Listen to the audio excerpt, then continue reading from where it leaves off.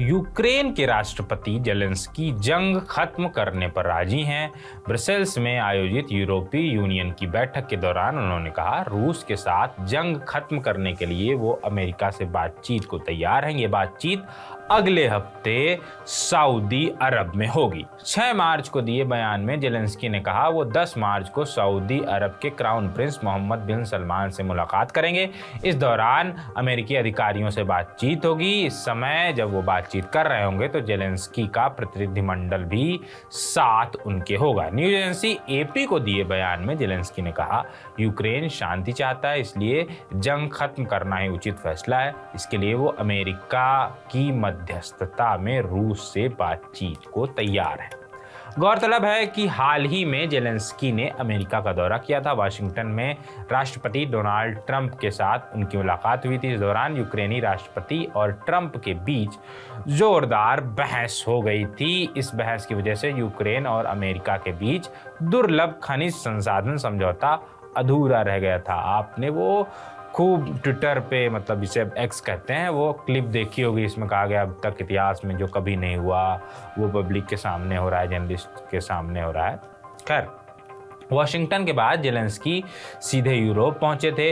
वहां उन्होंने बयान दिया कि वो अमेरिका के साथ समझौता करने को तैयार है। ब्रसेल्स में 4 मार्च को यूरोपीय यूनियन की बैठक हुई।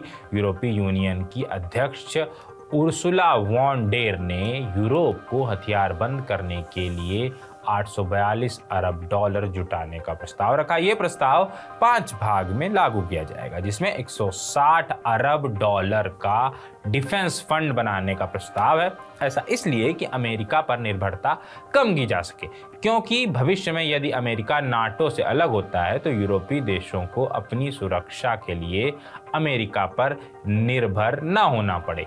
इस डिफेंस फंड को जुटाने के लिए यूरोपीय यूनियन वॉर बॉन्ड जारी करेगा। हालांकि स्लोवाकिया और हंगरी इस पर सहमत नहीं है। ब्रसेल्स में यूरोपीय देशों की बैठक में यूक्रेन को मदद के लिए फंड दिए जाने पर भी सहमति बनी। ईयू इससे पहले भी, यानी यूरोपियन यूनियन, इससे पहले भी यूक्रेन की मदद के लिए 54 अरब डॉलर के बॉन्ड जारी कर चुका है। लेकिन इस बीच यूक्रेनी राष्ट्रपति ने जंग खत्म करने के लिए बातचीत करने की इच्छा जताई है।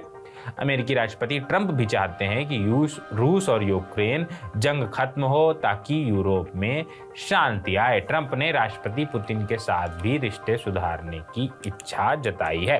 फ्रांसीसी राष्ट्रपति इमैनुएल मैक्रों और ब्रिटिश राष्ट्र प्रधानमंत्री कियर स्टारमर दोनों ने संकेत दिया कि अगर रूस के साथ युद्ध समाप्त करने के लिए समझौता हो जाता है तो वे यूक्रेन में शांति सैनिकों के रूप में सेना भेजने के लिए तैयार है। डोनाल्ड ट्रंप ने जेलेंस्की को सीधे तौर पर चेतावनी दी थी। उन्होंने कहा था, या तो जेलेंस्की अमेरिका की दी हुई 500 अरब डॉलर की मदद लौटाएं, नहीं तो यूक्रेन के खनिज संसाधनों पर हिस्सा दें। इस डील को फाइनल करने जेलेंस्की अमेरिका पहुंचे थे, लेकिन बातचीत असफल रही। बहरहाल जंग खत्म करने के लिए जेलेंस्की ने बातचीत का रास्ता चुना है। शांति वार्ता सऊदी अरब के क्राउन प्रिंस की मौजूदगी में होगी। इस बातचीत का क्या नतीजा निकलेगा ये 10 मार्च को मालूम होगा। बहरहाल आपकी इस खबर पर क्या राय है कमेंट बॉक्स में जरूर बताएं। बाकी देश और दुनिया की तमाम खबरों से अपडेट रहने के लिए बने रहिए TV9 डिजिटल के साथ। अभी अपन चलते हैं, बाय बाय, शुक्रिया।